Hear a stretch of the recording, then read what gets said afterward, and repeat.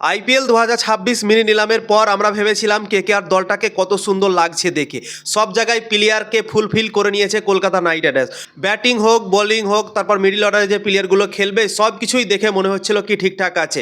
কিন্তু এখন যেহেতু আর এক মাস বাকি আছে আইপিএলটা শুরু হতে, কেকেআর দলের ওপর কোশ্চিনই করছেন। অনেক বড় বড় প্রশ্ন এখন জেগে গিয়েছে। হর্ষিত রানার অপারেশন হয়েছে, সে ফিট হবে কি হবে না আমরা জানি না। এবং মাথিসা পাথিরানার চোট হয়ে গিয়েছে। তোমরা তো দেখেছিলে টি-20 বিশ্বকাপ খেলাকালীন মাথিসা পাথিরানার পায়ে চোট হয়েছিল এবং মাঠ ছেড়ে তাকে বাইরে যেতে হয়েছিল। তো মাথিসা পাথিরানা, হর্ষিত রানা এবং মুস্তাফিজুর রহমানকে আগেই কলকাতা নাইট রাইডার্স ছেড়ে দিয়েছে। ক্যামেরন গ্রিনকে 25 কোটি টাকার ওপরে কলকাতা নাইট রাইডার্স কিনেছে, অনেক ভরসা দেখিয়ে কিনেছে তাকে। যখনই কিনেছে তারপর থেকেই সে আউট অফ ফর্ম হয়ে গিয়েছে, না ব্যাট করতে পারছে না বোলিং সে করছে। তো দেখে মনে হচ্ছে এখন কলকাতা নাইট রাইডার্সের জন্য কোনো কিছুই নাকি ঠিকঠাক হচ্ছে না। এক মাস আর বাকি আছে আইপিএল শুরু হতে ভাই, এবং এত বড় বড় প্রশ্ন কলকাতা নাইট রাইডার্সের দলে থাকবে সত্যি ভাই আমরা ভাবিনি। এবং এখন দেখে মনে হচ্ছে, এখন দেখে এতটা ভয় লাগছে কি কলকাতা নাইট রাইডার্সের হবে কি ভাই।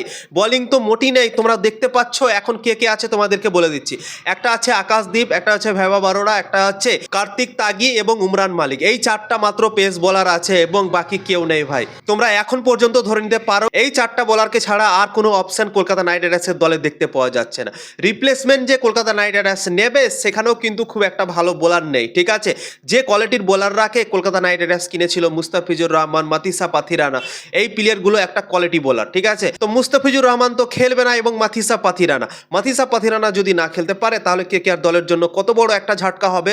মাথিসা পাথিরানার মতো একটা রিপ্লেসমেন্ট কিন্তু খোঁজা খুবই কঠিন কাজ। সেই রকম কোয়ালিটি বলার কিন্তু আমার তো মনে হয় না কি পাবে কলকাতা নাইট রাইডার্স। যদি মাথিসা পাথিরানা খেলতে না পারে তাহলে আইপিএল 2026 সালটা। হর্ষিত রানার চোট হয়েছিল এবং হর্ষিত রানার চোটের পর সে অপারেশন করেছে।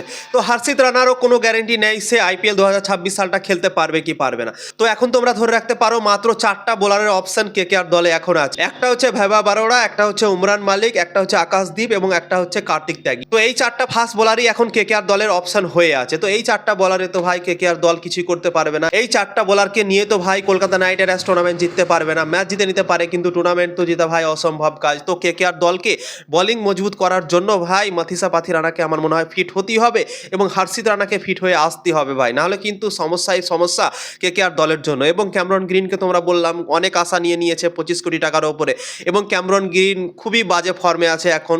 বিশ্বকাপে পুরোপুরিভাবে ফ্লপ তোমরা তো দেখলে। তারপর পাকিস্তানের বিপক্ষে 3টে ম্যাচ খেলেছিল, সেখানেও খুবই বাজে ফর্মে ছিল, সেখানেও রানসে পায়নি। তো খুবই আউট অফ ফর্ম হয়ে আছে ক্যামেরন গ্রিন, এবং সব কিছুই শুধু প্রশ্ন কেকেআর দলের জন্য আইপিএল 2026টা শুরু হওয়ার আগে। তো জানি না ভাই কি হবে কলকাতা নাইট রাইডার্সের দলে। যখন নিলাম হয়েছিল তখন তো দেখে ভালোই লাগছিল, কিন্তু এত বড় বড় প্রশ্ন হয়ে যাবে কেউ ভাবেনি এবং কেউ কল্পনাও করতে পারেনি বন্ধুরা। কি বলবো ভাই, সত্যি মনটা অনেক খারাপ হয়ে যাচ্ছে।